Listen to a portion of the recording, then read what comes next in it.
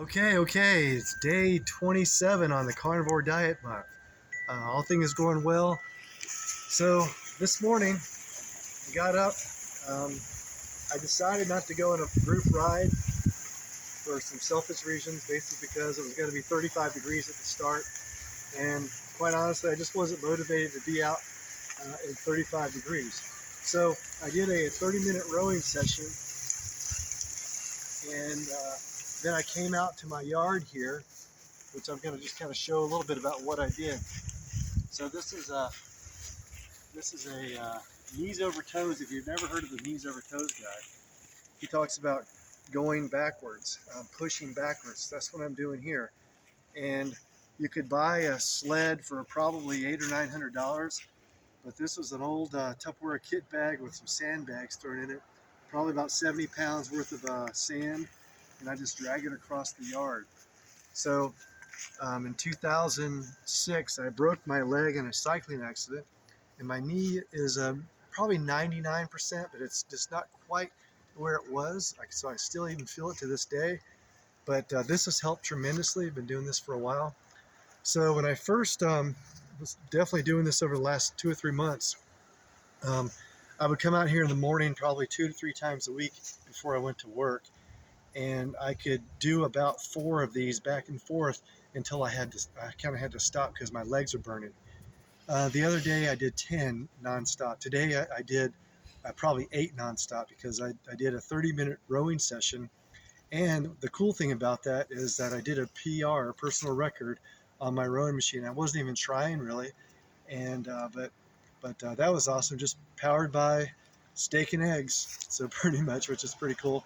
Um, so. And last night I had 1 tablespoon of liver pate that Mrs. Carnivore made, and that was really it. So after I did that, this is like a little thing that I'll do in the morning.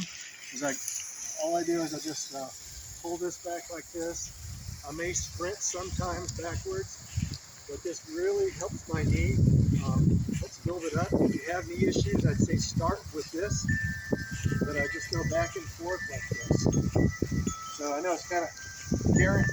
Mrs. Carnivore calls it the mule. So what I'll do is I'll have my kettlebell over to the side here. Now I have a couple kettlebells. This is my heavier one, 24 kilos. It's probably about 50 pounds. So I won't do like the whole thing, but basically I usually do 1-arm swings with it. So I'll come over here somewhere between 8 to 10, going back and forth, and then I'll come over and do a set of swings. So I'll just start here. Flip it.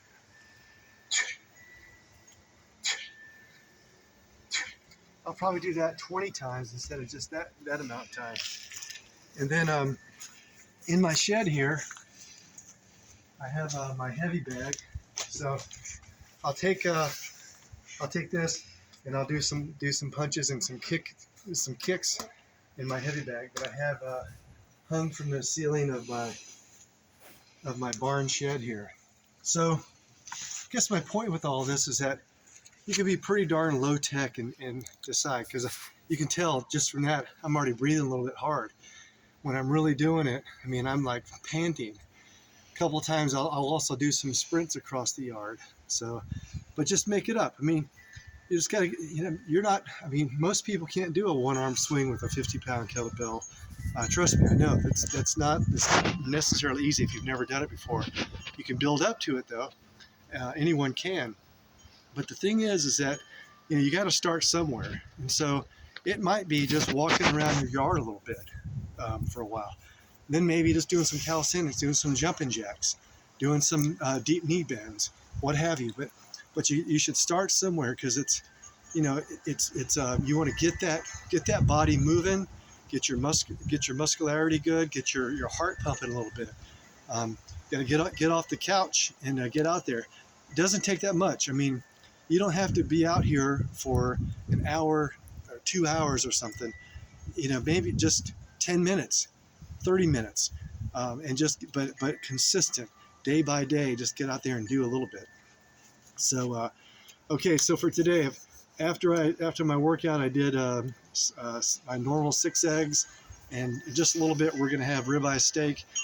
For tomorrow, we brought out one of the loins that we had bought. It's defrosting right now, and I'm going to have my parents over. We're going to have prime rib tomorrow here in the afternoon. So, and also, I have a special guest tomorrow. So if you have someone who is a vegetarian or a vegan, and maybe they're thinking, oh my gosh, maybe I'm not doing things right or something's up with me. I am going to have a vegetarian who had been a vegetarian for more than a decade, but has recently shifted over to a meat-based diet, and for reasons that you'll find out if you watch the video tomorrow. So I'm excited about this special guest. So it's going to be good. We're going to Zoom in the morning, and I'll upload it as soon as I can. And that is about it for today. So, all right, guys, get out there. I mean, it's the afternoon. It's a beautiful day here. It's warmed up a little bit, and eat some meat and get out there and move your body. All right, until tomorrow.